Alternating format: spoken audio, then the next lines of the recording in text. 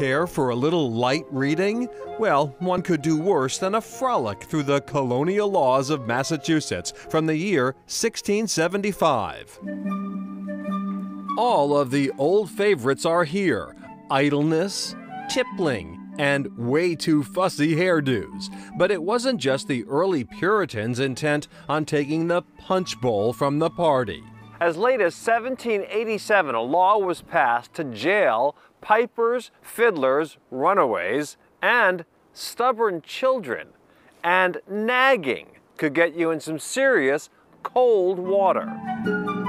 Nags and scolds were to be gagged or set in a ducking pool and dipped over the head and ears 3 times in some convenient place of fresh or salt water. Many of our archaic colonial laws have passed into that great appeals court in the sky, but a few still have a very real impact on life today and are worth giving a hoot about. Woo, woo, woo-hoo! I'm a conservationist who has been hunting since I was seriously, since I was 17 years old. But never on Sundays, says Joe Judd. You see, Massachusetts is one of only 2 states in the country that still bans hunting on Sundays. Yeah, it's one of those old blue laws. Part of the reason was they wanted people in church on Sundays. It's a perennial issue up on Beacon Hill.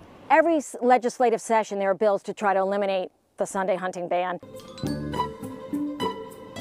Bad idea, says Tony Pizzanato, who lives next to the Willowdale State Forest in Topsfield. Many people don't even go near the forest. I'm told by my neighbors, because I jog on that road, that I'm crazy during deer season, all right? They're afraid to go in because of the weapons. To those who say the hunting season is short, Pizzanato has a ready list of objections. In the spring, you have turkey, bobcat, beaver. In the fall, you have deer, black bear, turkey, rabbit, gray squirrel, coyote, fox, raccoon.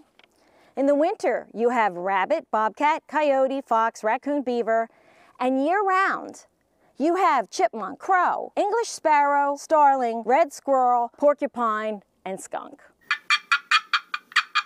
You are like natural. What do they call those people? You're like is it a Prodigy? No, a facade or what? Joe Judd hosts a hunting show in Western Massachusetts, here instructing actress Elizabeth Perkins on the finer points of turkey cackles. That's it. You see, Judd helped spearhead the return of the wild turkey in the Commonwealth. It's probably now the #1 conservation success story in the history of our state. But he's less bullish on the chances of overturning the blue laws against Sunday hunting.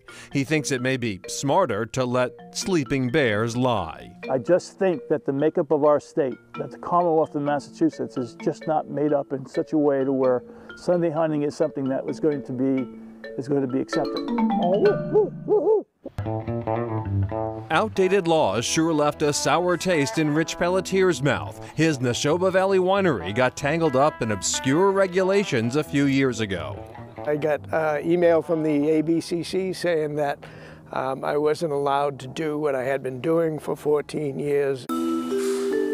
Neshoba Valley Winery built itself into the very model of an agritourism success story, the nation's pioneering fruit wine orchard. Over the years, Pelletier added a restaurant, a brewery, and a distillery. But the Alcoholic Beverages Control Commission surprised Pelletier in 2016, invoking obscure licensing laws that threatened to put him out of business. Pelletier was baffled, and he has a law degree. Recovering lawyer. Yeah, yeah. No, they're so convoluted and complex.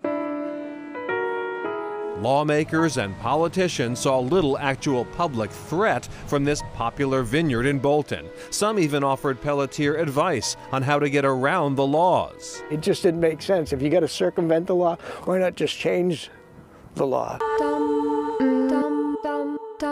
Fortunately for Neshoba Valley Winery, Governor Baker stepped in and called off the dogs, pledging a wholesale overhaul of outdated regulations. But I haven't heard a single thing that came out of the commission. I mean, unfortunately, it's been now 5 or 6 years, and we're still standing around, and I don't think any of the laws have been changed. Back to Joe Judd, the turkey hunter. He takes a bit of heat from fellow sportsmen because he isn't more active in challenging the Sunday hunting ban. But Joe worries about kicking a political hornet's nest in this state where only 1% of the population hunts. Still, several bills have been filed this legislative session to lift the Sunday hunting ban. Next, not every old law is eternal.